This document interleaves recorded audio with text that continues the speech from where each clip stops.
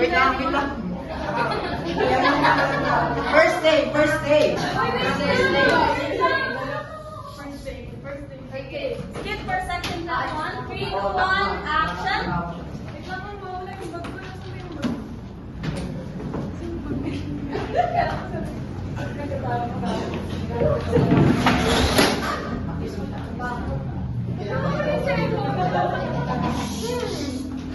Uy, dadalawa lang tayo dito ah.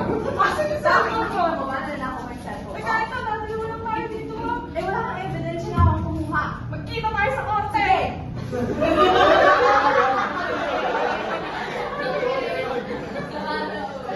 Second day. Trial day. Trial. Sorry po. Trial day.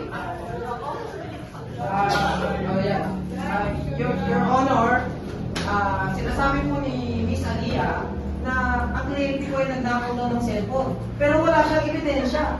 Anong ebidensya ang mapuprove niya na nagdakaw yung kliyente ko ng cellphone, Your Honor? Your Honor, we have to presume that she stole the phone. Sa room na yon, dalawa lang sila. Eh, ang isa pumunta yung ano to? At pang-isip ni Mr. Di Maano. Your Honor, we cannot just base our decision in mere presumption. Presumptions are not evidence. Therefore, I would like to find that the petition will be dismissed. Mama mo, dismiss! Mr. Chair, it's clear that she's a chair. Your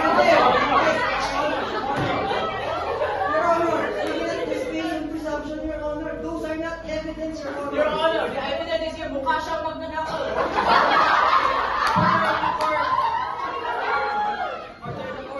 Having evaluated the evidence presented, the court finds that the prosecution, plaintiff, has failed to establish the elements of the offensive claim by the required standard. Yes. Consequently, the case is dismissed. Yes.